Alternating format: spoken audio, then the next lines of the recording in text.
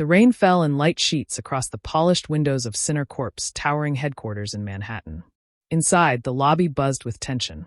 It was the annual shareholders meeting, an invitation-only event where fortunes were whispered and futures quietly sealed.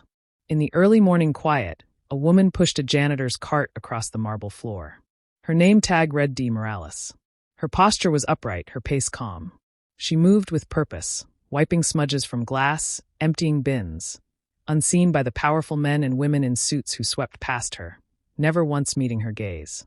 At the top floor, a sleek boardroom stretched like a runway of power, leather chairs, glass walls, fresh orchids at the center of the 12-foot table.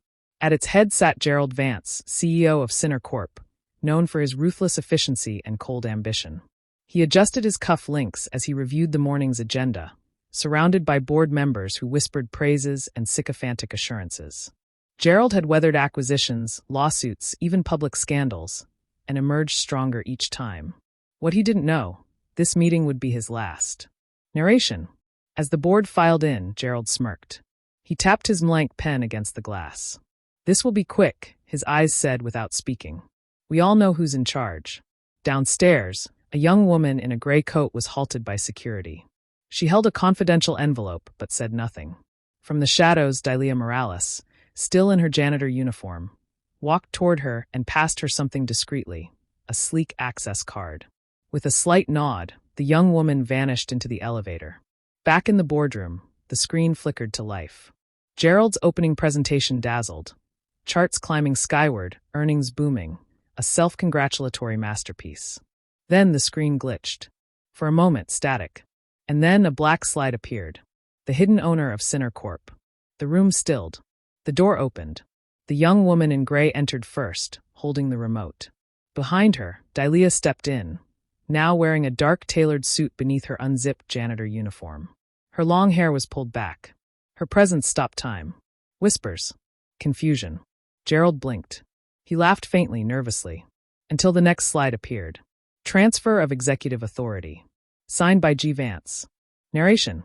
Dalia walked to the table and laid out documents with embossed seals and timestamps. She didn't speak. She didn't have to. A board member squinted. "That's her. That's the founder's daughter." Years ago, Gerald had convinced the late founder to liquidate shares under the guise of streamlining operations. When the founder passed, Dalia vanished from public view. Rumors said she'd sold everything and left the country. In truth, she'd quietly bought back the company, piece by piece, through proxies, trusts, and shell firms. She had waited for this moment. One document revealed a full ownership consolidation under her name. Another exposed unauthorized bonuses Gerald had paid himself. The legal advisor's face turned ashen. The CFO closed her laptop, slowly standing in quiet support. And Gerald? He sank back into his chair, his confidence hollowing out like a sinking ship. Dalia took her seat at the head of the table. The very one Gerald had mocked her from years ago, when she was still in training. Just a girl with a surname and no influence. Now she had it all. Narration. The board remained silent as she clicked to the final slide. A single line filled the screen. You never know who's watching. The next morning, headlines blazed across business channels. Janitor revealed as owner of $900 million firm. CEO ousted in silence. Thanks for watching Perfect Stories. Channel like and subscribe.